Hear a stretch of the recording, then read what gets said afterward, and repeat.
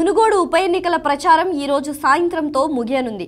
Sitting MLA Komatireddy Rajagopal Reddy Congress పార్టీకి MLA పదవికి రాజీనామా చేయడంతో ఈ నియోజకవర్గం రాజకీయంగా వేడెక్కింది. ఎన్నికల షెడ్యూల్ ప్రకటనతో రాజకీయ వాతావరణం ఒక్కసారిగా మారిపోయింది. అన్ని పార్టీలు నియోజకవర్గంపైనే దృష్టి పెట్టి సభలు, సమావేశాలతో హోరెత్తించాయి. దేశం దృష్టిని ఆకర్షించారు. ఎవరి పార్టీ ఎజెండాను వారు ప్రజల్లోకి తీసుకెళ్లడంలో వారి ప్రయత్నం వారు చేశారు. తమకు ఓటు ఎందుకు వేయాలో వివరించారు. ఎదుటివారికి ఎందుకు వేయకూడదో చెప్పారు. ప్రత్యర్థి పార్టీలపై దుమ్మెత్తిపోశారు. ఎదుటివారి తప్పిదాలను ఎత్తి చూపారు. ప్రజలను ఆలోచించి ఓటు వేయమని విజ్ఞప్తి చేశారు. నియోజకవర్గంలో తన తండ్రి పాల్వాయి గోవర్ధన్ రెడ్డి చేసిన అభివృద్ధిని చూసి ఓటేయమని కాంగ్రెస్ అభ్యర్థి పాల్వాయి స్రవంతి ప్రాధేయపడ్డారు. మీ ఇంటి ఆడబిడ్డనైన తనను ఆదరించమని సెంటిమెంట్ను పండించారు.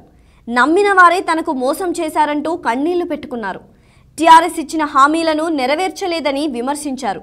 మొత్తంగా మహిళ అనే సానుభూతితో ఓట్లు పొందేందుకు ప్రయత్నించారు. ఇక బీజేపీ అభ్యర్థి రాజగోపాల్ రెడ్డి తాను ఎందుకు రాజీనామా చేయాల్సి వచ్చిందో తెలిపారు. కాంగ్రెస్ పార్టీకి రాజీనామా చేయడంతో పాటు ఆ పార్టీ నుంచి గెలిచిన ఎమ్మెల్యే పదవికి కూడా రాజీనామా చేసిన తన నైతికతను చూడమని కోరారు. నియోజకవర్గ అభివృద్ధి కోసం ఎన్నిసార్లు సీఎంను కలవాలనుకున్నా అపాయింట్మెంట్ దొరకలేదని ఆరోపించారు.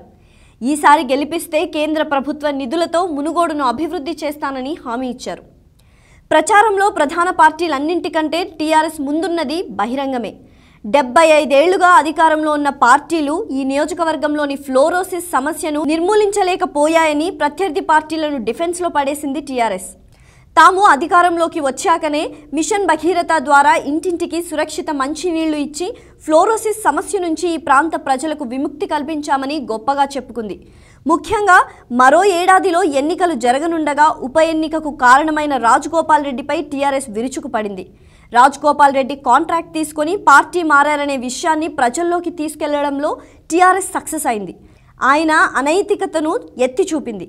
ఇదే కాకుండా కేసీఆర్ ప్రభుత్వం ఏ పథకాలు ప్రవేశపెట్టిందో, వాటి ద్వారా ఏ వర్గాలు లబ్ధి పొందాయో చెప్పి ఓటర్లను కన్విన్స్ చేయడంలో కూడా విజయం సాధించిందనేది నిర్వివాదం. ఇక చెండూరులో జరిగిన బహిరంగ సభలో ప్రసంగించిన సీఎం కేసీఆర్ మోసపోతే గోసపడతాం, గాయి గత్తర కాకుండా విఘ్నతతో చైతన్యంతో ఓటు వేయాలని చెప్పిన మాటలు ఓటర్లను ఆలోచింపజేసేలా ఉన్నాయి.